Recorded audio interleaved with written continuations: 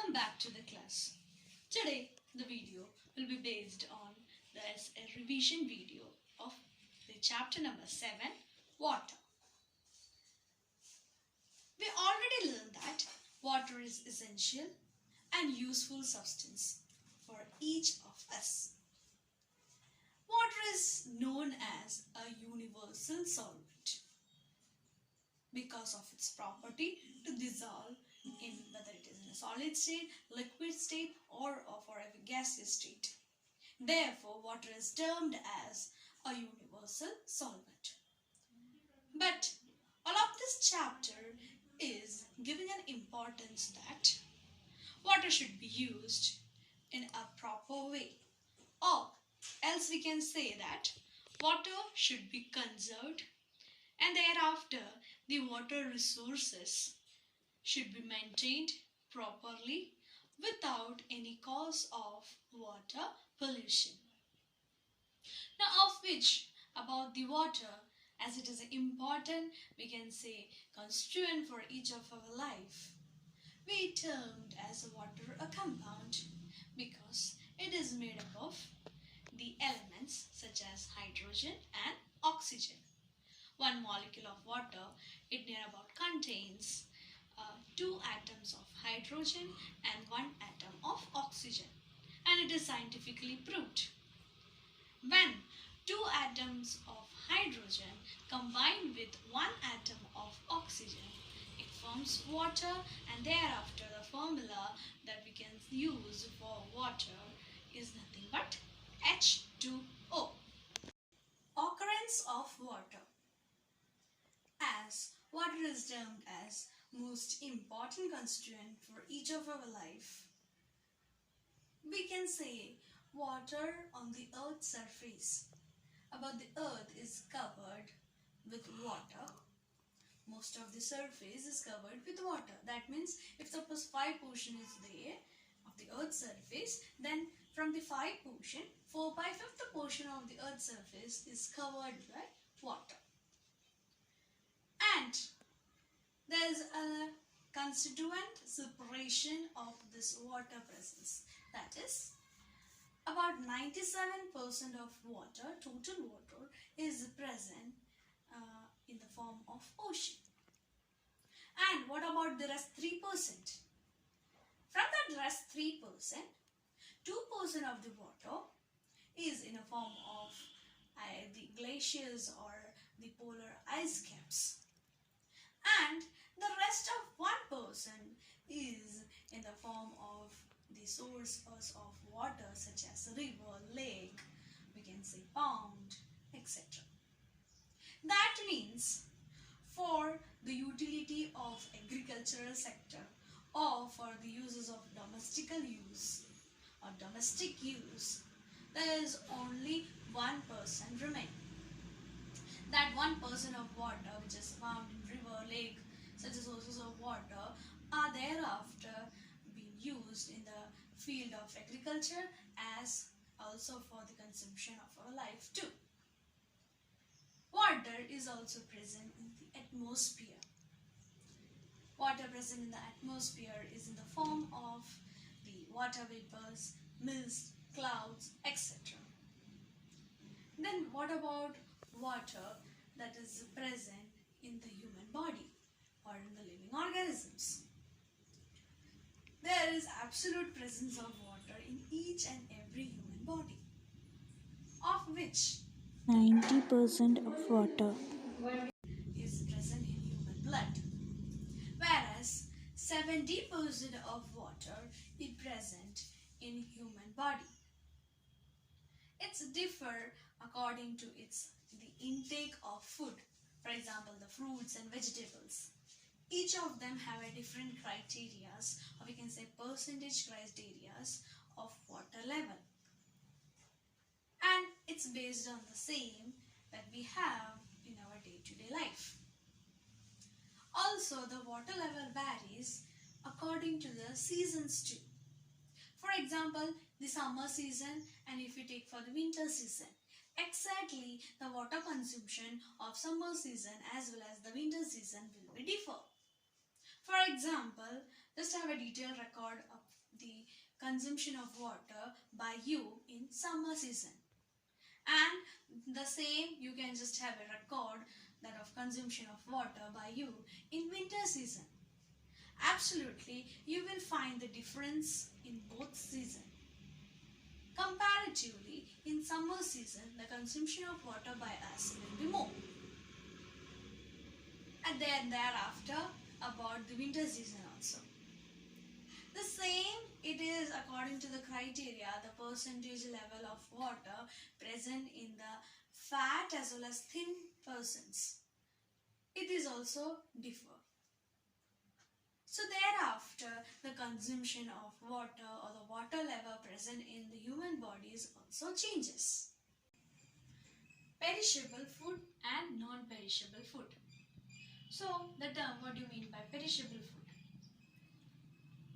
The substance or the food which contain more than 14% of water level, it is called as perishable food. Whereas its opposite, if it contains less than 14%, then such foods can be termed as non-perishable food. About the sources of water, there are three criteria for the sources of water, that are surface water, underground water and above surface water. Of which surface water we can categorize as ocean or sea water.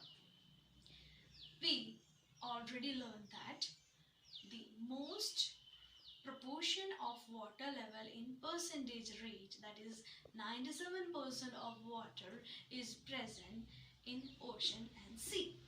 Therefore, the chief source of water we can mainly categorize it is present in the ocean and sea. But the question arises, do this water can be consumed by us? Exactly, directly we cannot use such a types of such a criteria, or we can say such a water for irrigations or for our domestic use.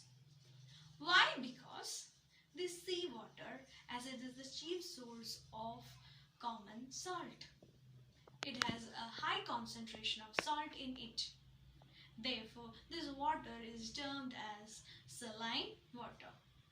And as this water has a high concentration of salt in it, thereafter we can say the common extraction of common salt is from sea and the ocean water. River and lake water.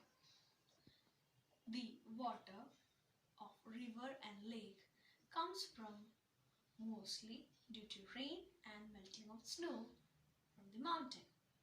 As it flows from hills and plains and it gets connected to the sea, along its path it also carries lots of impurities.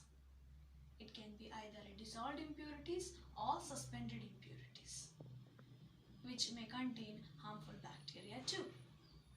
Thereafter, river water is the main source of, we can say, the domestic use as well as agricultural use.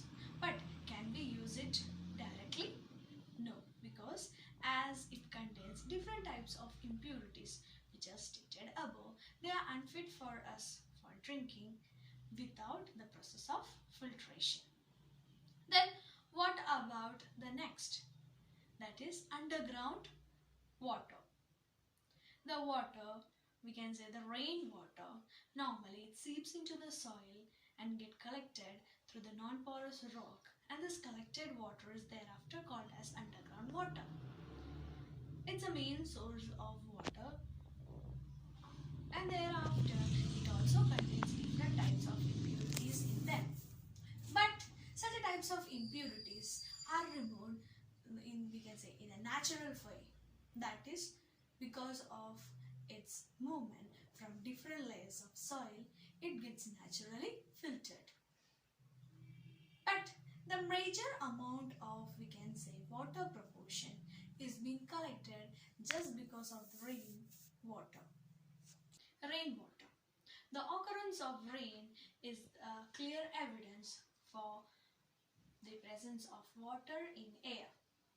Thereafter, rainwater is considered as the purest form of water, but still it contains some impurities such as dust as well as dissolved gases. The dissolved gases are oxygen, nitrogen and carbon dioxide. But as the oxygen, nitrogen and carbon dioxide are non-poisonous gas, thereafter we can say the rainwater is the purest form of water. After some showers also, even the dust such as dust impurities can also be removed. And then we can state as rainwater the purest form of water. Then the three states of water. What about the three states of water? They are nothing but solid state, liquid state and gaseous state.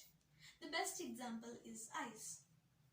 Ice, when it is figured that it is nothing but in a solid state. But as you place it in room temperature, it melts and it forms liquid. So it will be converted to liquid state. But same if you just boil up, this water produces water vapor. Thereafter, it can be considered as a gaseous state. Based on that, the interconversion of states of water. That is nothing but when water is heated for 100 degrees Celsius, after the water vapor is produced, and therefore the liquid state converts into gaseous states. Or if it's cooled down, then again we can get back to the liquid state. About the water, if you freeze it in the freezer, then you will get the solid state. That is nothing but the form of ice cube. Waterborne diseases. The water which is used by us, even though it seems to be clear, but it may contain different types of harmful microorganisms which may cause different diseases such as waterborne diseases. They are cholera, typhoid, jaundice, etc. But to avoid this, do you have any precautions? Yes. There are different methods of purification. They are loading, filtrations, etc. What about loading? Loading is nothing but adding of chemicals into the water so that the process of sedimentation can be done more faster. And thereafter, alum is the best example used as the chemical to the purification processes. What about filtration? Filtration is the next step which is conducted after sedimentation. But even after we complete our different steps of purification, still, is water pure? No, water is not pure. Just because we know the term water pollution. How do water pollution takes place? There can be different reasons so that the water pollution takes place. They are nothing but because of the agricultural waste, because of domestic waste, because of industrial waste, or because of the harmful gases which is exuded from the vehicles such as carbon dioxide. So such pollutants, when they just change the texture of water and makes the water unclear or polluted, such a water is called as water, or such a water is termed as a polluted water. Therefore, do we have any steps that can be evolved to stop water pollution? Definitely yes. Different steps can be listed as follows. The polluted water from industry should be passed through effluent treatment plants. Sources of underground water like wells should be covered properly to keep them clean. Washing and cleaning utensils and clothes should not be done near source of water.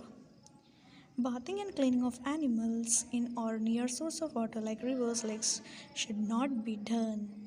The use of pesticides, insecticides, fungicides should be avoided. Trees and plants must be planted along the banks of rivers. The use of synthetic detergents should be minimized. Assignment: prepare a table of amount of water used by different purposes at home, such as drinking, bathing, washing, etc. per day. Identify ways to reduce water consumption at home. This is an assignment for you students. Complete it. Thank you.